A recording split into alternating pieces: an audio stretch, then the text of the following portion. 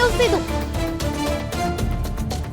ರಾಜ್ಯದಲ್ಲಿ ಸಿದ್ದು ಪಾಲಿಟಿಕ್ಸ್, ದೆಹಲಿಯಲ್ಲಿ DK Shivakumar politics. Guarantee news ನಲ್ಲಿ ಎಲ್ಲೂ ಸಿಗದ ಬ್ರೇಕಿಂಗ್ ನ್ಯೂಸ್ ಇದು. ಡಿಕೆಗೆ ಪಟ್ಟ ಫೈನಲ್ ಆಗ್ತಾ ಇದ್ದಂತೆ ಡಿಸಿಎಂ ಲೆಕ್ಕಾಚಾರ ಈಗ ಜೋರಾಯಿತು. ಸಿದ್ದರಾಮಯ್ಯ ರಾಜೀನಾಮೆ ಷರತ್ತಿಗೆ ಡಿಸಿಎಂ ಡಿಕೆ ಶಿವಕುಮಾರ್ ಖ್ಯಾತೆ ತೆಗೆದಿದ್ದಾರೆ. ದೆಹಲಿಯಲ್ಲೇ ಠಿಕಾಣಿ ಹೂಡಿ ಡಿಕೆ ಶಿವಕುಮಾರ್ ಹೈ ಲೆಕ್ಕಾಚಾರ. ಇನ್ನು ಗ್ಯಾರಂಟಿ ನ್ಯೂಸ್ ನಲ್ಲಿ ಡಿಕೆ ಲೆಕ್ಕದ ಬಿಗ್ ಎಕ್ಸ್ಕ್ಲೂಸಿವ್ ನ್ಯೂಸ್. ಎಲ್ಲೂ ಸಿಗದಂತ ಬಿಗ್ ಬ್ರೇಕಿಂಗ್ ನ್ಯೂಸ್ ಇದು. ಈಗ ಡಿಸಿಎಂ ಹುದ್ದೆಗೆ ಸಂಬಂಧಪಟ್ಟಂತೆ ಲೆಕ್ಕಾಚಾರ ಶುರುವಾಗಿದೆ. ದೆಹಲಿಯಲ್ಲೇ ಬೀಡು ಬಿಟ್ಟಂತ ಡಿಸಿಎಂ ಡಿಕೆ ಶಿವಕುಮಾರ್ ಇನ್ನೂ ವಾಪಸ್ ಆಗಿಲ್ಲ.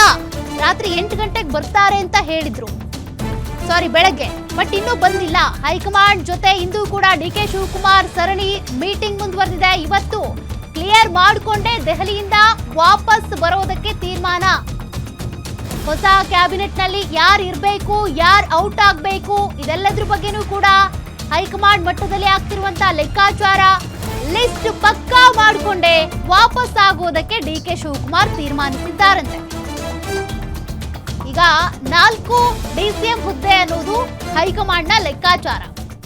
ಮತ್ತೊಂದ್ ಕಡೆಗೆ ಈಗ ಸಚಿವ ಸಂಪುಟ ಅಂತ ಬಂದಾಗ ಡಿಕೆ ಶಿವಕುಮಾರ್ ಅವರಿಗೆ ಒಂದು ಇಂಗಿತ ಇರುತ್ತೆ, ಅವರದ್ದೇ ಆದಂತ ಒಂದಷ್ಟು ಪ್ಲಾನಿಂಗ್ಸ್ ಇರುತ್ತೆ.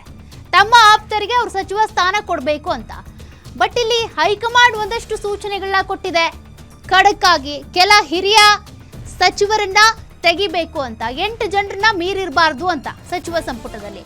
ಹಾಗಾದ್ರೆ ಯುವಕರಿಗೆ ಅಂತ ಬಂದಾಗ ಯಾರಿಗೆ ಮಣೆ ಹಾಕ್ತಾರೆ, ಆ ಒಂದು ಪ್ರಶ್ನೆ ಇದೆ. ಇನ್ನು ಡಿಕೆ ಶಿವಕುಮಾರ್ ಅವರು ಎಲ್ಲಾ ಪ್ರಶ್ನೆಗಳಿಗೆ ಉತ್ತರ ಕಂಡುಕೊಂಡೇ ಅಲ್ಲಿಂದ ಬೆಂಗಳೂರಿನತ್ತ ಬರಲಿದ್ದಾರೆ ಅನ್ನುವಂತ ಮಾಹಿತಿ ಸಿಗ್ತಾ ಇದೆ.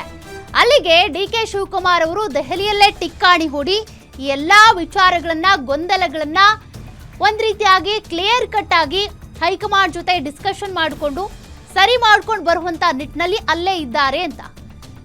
ಜೊತೆಗೆ ಸಚಿವರು ಅಂತ ಬಂದಾಗ ಯಾರು ಸಂಪುಟದಿಂದ ಔಟ್ ಆಗ್ತಾರೆ, ಸಂಪುಟಕ್ಕೆ ಇನ್ ಆಗುವಂತವ್ರು ಯಾರು, ಹೈಕಮಾಂಡ್ ಸೂಚಿಸುವಂತ ಹೆಸರು ಯಾವುದು, ಮತ್ತೆ ಡಿಸಿಎಂ ಡಿಕೆ ಶಿವಕುಮಾರ್ ಅವರ ತಲೆಯಲ್ಲಿರುವಂತ ಹೆಸರುಗಳು ಯಾವುದು, ಅದೆಲ್ಲದ್ರ ಬಗ್ಗೆನೂ ಕೂಡ ಚರ್ಚೆ ಮಾಡಿಕೊಂಡು ಒಂದು ಫೈನಲ್ ಲಿಸ್ಟ್ ಅನ್ನ ತೆಗೆದುಕೊಂಡೇ ಅಲ್ಲಿಂದ ಬರುವಂತ ಸಾಧ್ಯತೆ. ಈಗಾಗಲೇ ಸಿಎಂ ಆಗ್ಬೇಕು ಅನ್ನುವಂತ ಆ ಕನಸು ನೆರವೇರುವಂತ ಕ್ಷಣ ಹತ್ತಿರದಲ್ಲೇ ಇದೆ. ಸಿದ್ದರಾಮಯ್ಯನವರು ರಾಜೀನಾಮೆ ಕೊಡಬೇಕು, ಅದಾದ್ಮೇಲೆ ಡಿಕೆ ಶಿವಕುಮಾರ್ ಸಿಎಂ ಪಟ್ಟಕ್ಕೇರಬೇಕು. ಅದರ ಮಧ್ಯೆ ಆಗ್ತಿರುವಂತ ಬೆಳವಣಿಗೆ. ಮತ್ತಷ್ಟು ಡೀಟೇಲ್ಸ್ ಕೊಡ್ತಾರೆ ನಮ್ಮ political bureau head Maruti. DK Shivakumar ಅವರು ಪಟ್ಟು ಹಿಡಿದಂತೆ ಕಾಣಿಸ್ತಾ ಇದೆ. ಒಂದು ಸಚಿವ ಸಂಪುಟದಲ್ಲಿ ಯಾರು ಇರಬೇಕು, ಯಾರು ಹೋಗ್ಬೇಕು, ಜೊತೆಗೆ ತಮ್ಮ ಆಪ್ತರಿಗೇನಾದ್ರೂ ಸಚಿವ ಸ್ಥಾನ ಕೊಡಬೇಕು ಅನ್ನೋದ್ರ ಬಗ್ಗೆ ಡಿಮ್ಯಾಂಡ್ ಇಟ್ಟಿದ್ದಾರೆ. ಹೇಗೆ, ಏನ್ ಕತೆ ಅಂತ, ಅಲ್ಲೇ ಉಳ್ಕೊಳ್ಳೋದಕ್ಕೆ ಕಾರಣ ಏನು?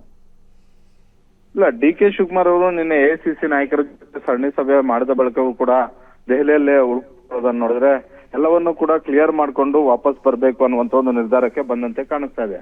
ಹೀಗಾಗಿ ಬಹಳಷ್ಟು ಗೊಂದಲಗಳನ್ನ ಇಟ್ಕೊಂಡು ರಾಜ್ಯಕ್ಕೆ ವಾಪಸ್ ಆದ್ರೆ ಅದು ಸಂಪುಟದಲ್ಲಿ ಯಾರನ್ನೆಲ್ಲ ಸೇರಿಸ್ಕೋಬೇಕು ಅನ್ನುವಂಥದ್ದು, ಅದ್ರ ಜೊತೆಗೆ ಸಿದ್ದರಾಮಯ್ಯ ಅವರು ಇಟ್ಟಿರುವಂತಹ ಕೆಲವೊಂದಷ್ಟು ಷರತ್ತುಗಳು, ಹೆಚ್ಚುವರಿ ಡಿಸಿಎಂ ಹುದ್ದೆ ಸೃಷ್ಟಿ ಆಗಿರ್ಬೋದು, ಬೇರೆ ಬೇರೆ ವಿಚಾರಗಳು, ಹೆಚ್ಚುವರಿ ಡಿಸಿಎಂ ಹುದ್ದೆಗಳು ಸೃಷ್ಟಿ ಆದಂಗೆಲ್ಲ ಅದೆಲ್ಲವೂ ಕೂಡ ಪವರ್ ಶೇರಿಂಗ್ ಪವರ್ ಸೆಂಟರ್ಗಳು ಹೆಚ್ಚಾಗೋದಕ್ಕೂ ಕೂಡ ಕಾರಣ ಆಗುತ್ತೆ.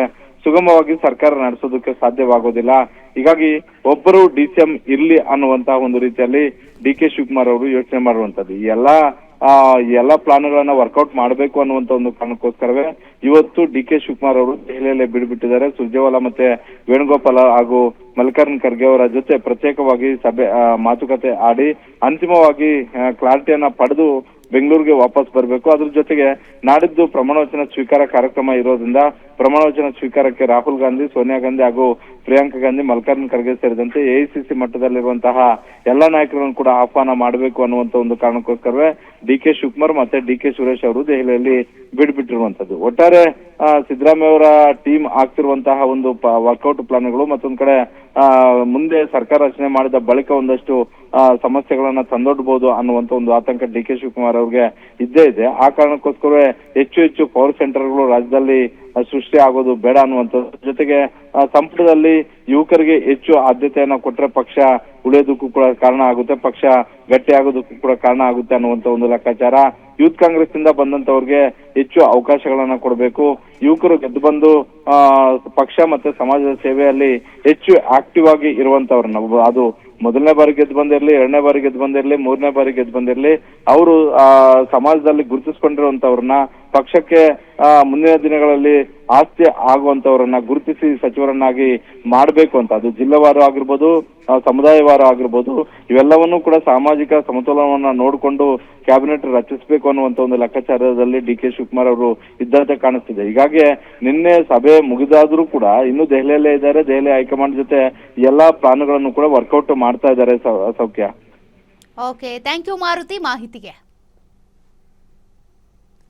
ಡಿಸಿಎಂ ಡಿ.ಕೆ. ಶಿವಕುಮಾರ್ ಅವರು ಒಂದಷ್ಟು ಲೆಕ್ಕಾಚಾರದಲ್ಲಿದ್ದಾರೆ, ಜೊತೆಗೆ ಒಂದಷ್ಟು ಡೌಟ್ಸ್ ಏನಿದೆ ಅಲ್ಲೇ ಕ್ಲಿಯರ್ ಮಾಡಿಕೊಂಡು ವಾಪಸ್ ಬೆಂಗಳೂರಿಗೆ ಬರಬೇಕು ಅನ್ನುವಂತ ಒಂದು ನಿರ್ಧಾರವನ್ನ ತೆಗೆದುಕೊಂಡಿದ್ದಾರಂತೆ. ನೋಡೋಣ ಯಾವಾಗ ವಾಪಸ್ ಆಗ್ತಾರೆ ಅಂತ.